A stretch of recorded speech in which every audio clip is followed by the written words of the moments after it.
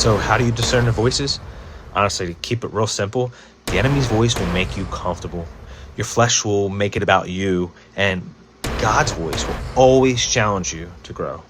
Have you ever wondered if the thoughts in your mind are from God, from yourself, or even from the enemy? We all hear voices in our heads, but how do we know which one is guiding us? Let's start with your own voice. Our thoughts can often be selfish, even when we're trying to do good. Think about it. When you're making decisions, are you focused on how it benefits you? The flesh wants comfort, the easy path, and often, even when we are helping others, we're doing it because it feels good for us. But then there's this battle. Our thoughts often sit in the middle.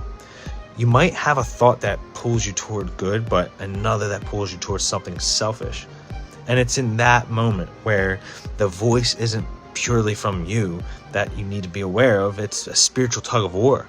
And then there's the enemy. The devil doesn't come against our flesh. He works with it.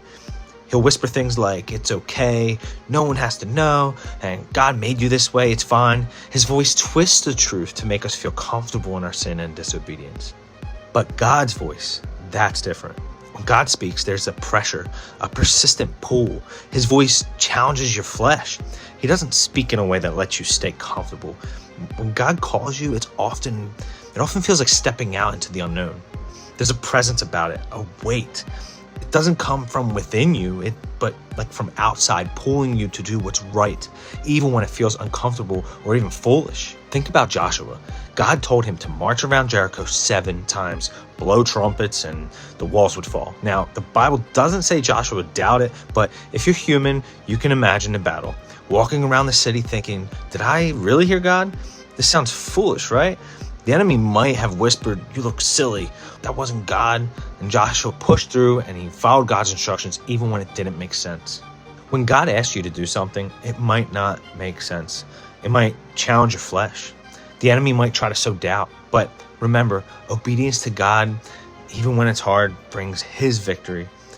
His voice is persistent and powerful, leading you into his will. So how do you discern the voices?